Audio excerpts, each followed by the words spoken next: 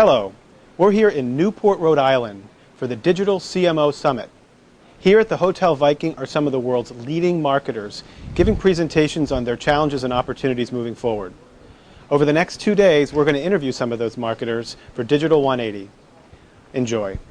We're here with Randall Rothenberg from the Interactive Advertising Bureau, and we caught up with him just after he finished speaking, and we're going to ask him a few questions. So first of all, you've talked a lot about sort of online creative and the need to think about that in that context. Can you give us a little bit of what you mean when you say that? Well, creative is really the thing that changes affects hearts and minds and changes behavior. I think it's a very simple definition. In interactive media, the opportunity, of course, is much kind of broader and greater than it has been in any other medium, because you can bring in factors and functions that you couldn't, say, in television or magazines. You have sight, sound, and motion. You have community, you have dialogue, you have the ability to allow the creative to, in effect, narrate based on your actions. So it's just a much kind of a broader palette and a greater canvas than we've had in other media. Now, last night at dinner, you stood up and you told people that things are happening in Washington, and people better wake up and understand that. And you said you'd talk more about it today, and I know that that's something that's important for you to talk about, some of the regulatory issues. Can you touch upon that for us? Yeah, the Federal Trade Commission and some members of Congress have said this industry needs to self-regulate itself, or we're going to regulate it to assure that consumer privacy rights and expectations are met in interactive media. They're most concerned about what we call behavioral targeting or behavioral marketing, and the concern that somehow this will compromise consumers' privacy. The problem is that most of the in fact, all the privacy issues that have arisen have really been around data security and data breaches, things like lost hard drives and all. And we're worried that Congress in particular will throw the baby out with the bathwater to try and protect against errant data breaches, will really impinge on the ability to deliver relevant advertising based on consumers' interests to those consumers. So we've taken all this very seriously, and we've taken the FTC very seriously. The FTC has said this industry has to self-regulate.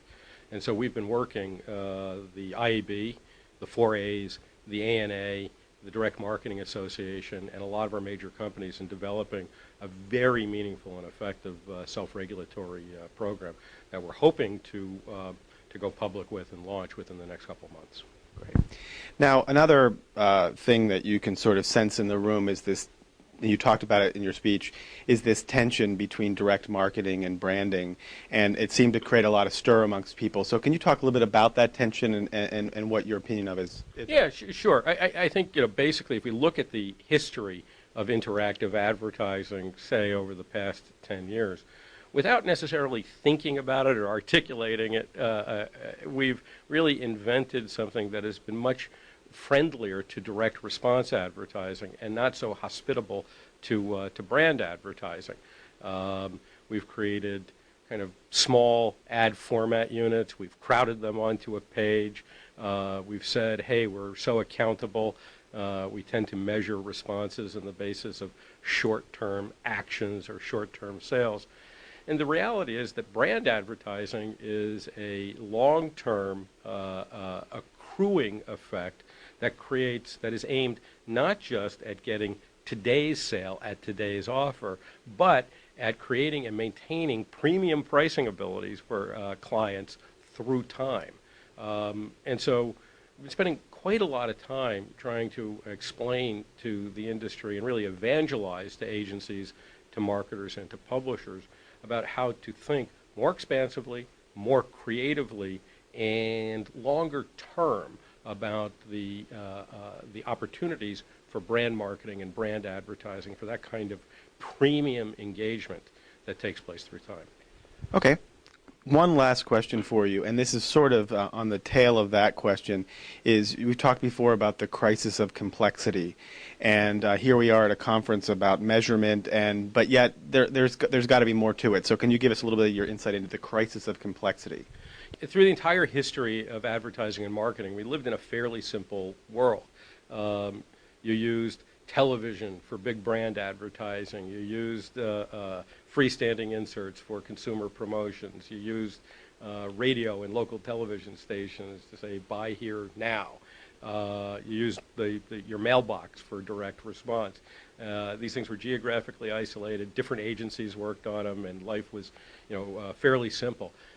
In interactive, we've created a single medium or a single channel where you can do all those things at once. You can take all those functions represented by the purchase funnel and bring them into a single space. You can even bring them into a single execution.